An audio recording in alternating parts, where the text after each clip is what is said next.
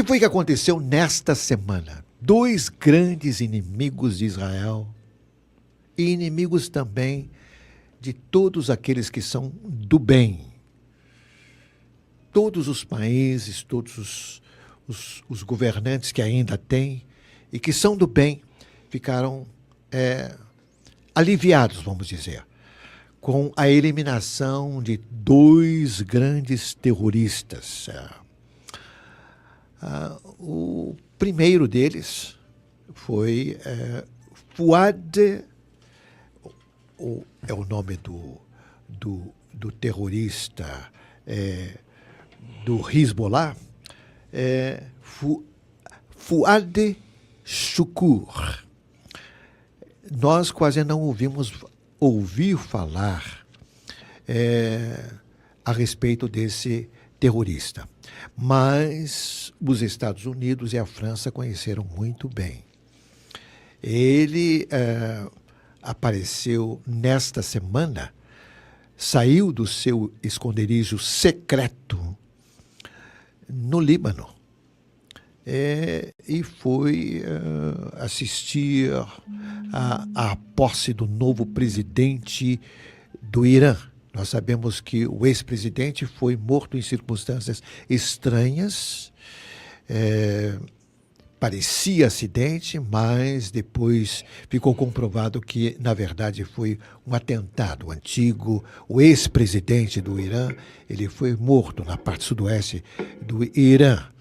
E foi eleito um novo presidente e na cerimônia, vejam bem, meus amados, na cerimônia de posse que foi realizada na segunda-feira no Irã, e desta cerimônia de posse estava um representante do governo Lula, o vice-presidente Alckmin. Ele estava ao lado de quem? Dos terroristas do Hamas, que estavam assistindo à cerimônia, terroristas do Hezbollah, que é provavelmente hoje a maior organização terrorista do mundo, com 100 mil militantes, 100 mil combatentes, especialmente no sul do Líbano, e também terroristas do grupo Houthis, que atuam no Iêmen. O que foi que aconteceu com o Fouad?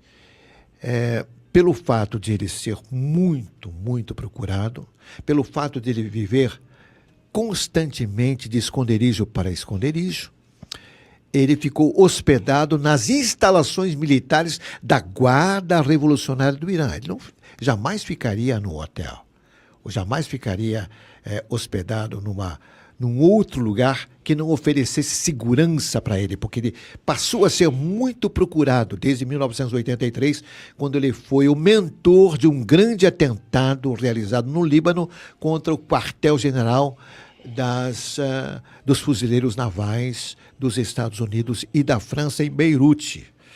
Para vocês terem uma ideia, amados ouvintes, nesse atentado que foi praticado em 1983, e foi justamente esse terrorista chamado Fouad Shukr, ele provocou a morte de mais de 200 fuzileiros navais americanos e 58 fuzileiros franceses. Os Estados Unidos ofereceu 5 milhões de dólares de prêmio para quem desse uma informação precisa, uma informação segura do paradeiro desse homem, porque ele não se deixava ver, não se mostrava. Mas acontece que, participando da cerimônia de posse, um momento tão importante para o Irã, a cerimônia de posse do novo presidente, ele surgiu das sombras, surgiu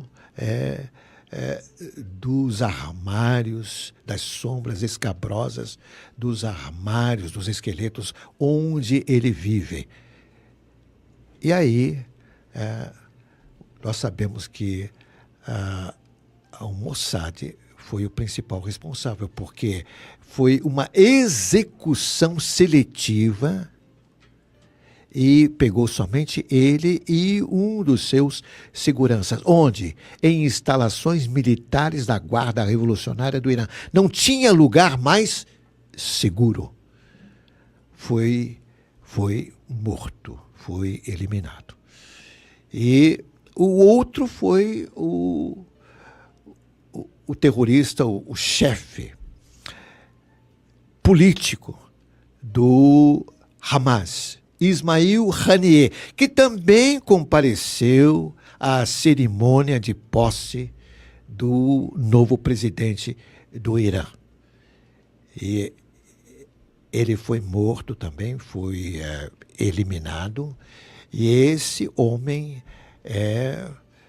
foi o principal responsável pelo ataque que aconteceu no sábado passado, um míssil. Ele foi o cérebro desse ataque que foi executado pelo Hezbollah no sul do Líbano contra um campo de treinamento de crianças e adolescentes de Israel no norte da fronteira, perto da fronteira entre Israel e a Síria, Israel e o Líbano. Ele foi morto. Para vocês terem uma ideia, estão querendo passar a ideia de que esse homem é um moderado, porque ele participava das negociações para uma trégua, um cessar-fogo entre o Hamas, os terroristas do Hamas e as forças de defesa de Israel. Mas ele não é nada moderado.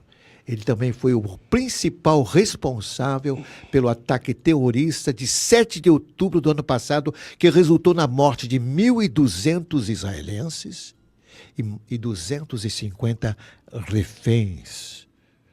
Então, vocês podem imaginar, meus amados, o que é viver hoje no norte de Israel. Se você estivesse entre as mães de família, entre os pais de família, aquelas pessoas que estão vivendo num estado de tensão permanente no norte de Israel, em abrigos antimísseis, em abrigos antifoguetes, vivendo num estado de tensão permanente hoje em dia. Qual seria o teu sentimento? Qual seria a tua impressão? E o que nós aqui no Brasil e cristãos das mais diferentes partes do mundo, de que maneira nós podemos nos solidarizar com Israel, que tem sido vítima desses ataques terroristas? Porque os ataques dos terroristas são indiscriminados. Veja, o ataque foi perpetrado contra esse campo de treinamento de crianças, campos de futebol.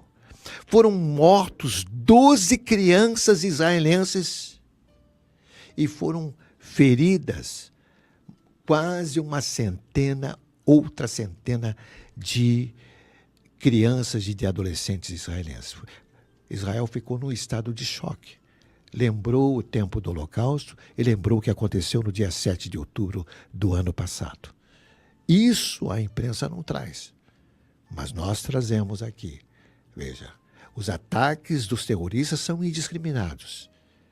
São contra a Força Armada, são contra crianças, são contra mulheres, são contra idosos. Não há limites para eles. Israel procura circunscrever os seus ataques a militantes terroristas.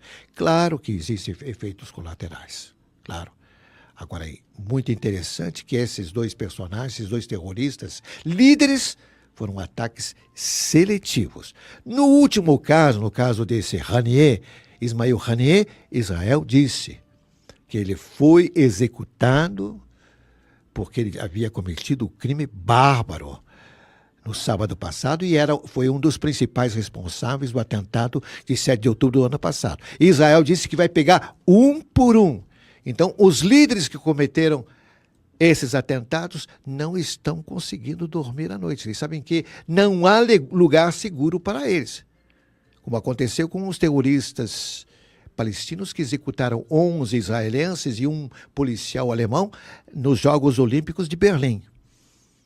De modo que, amados, o que é que nós podemos prever a partir deste momento, a partir de hoje?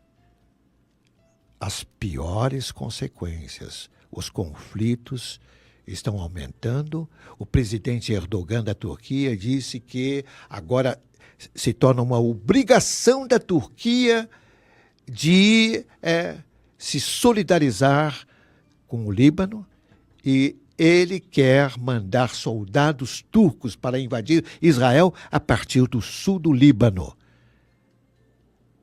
Pela primeira vez, o presidente da Turquia está falando em termos tão contundentes quanto agora.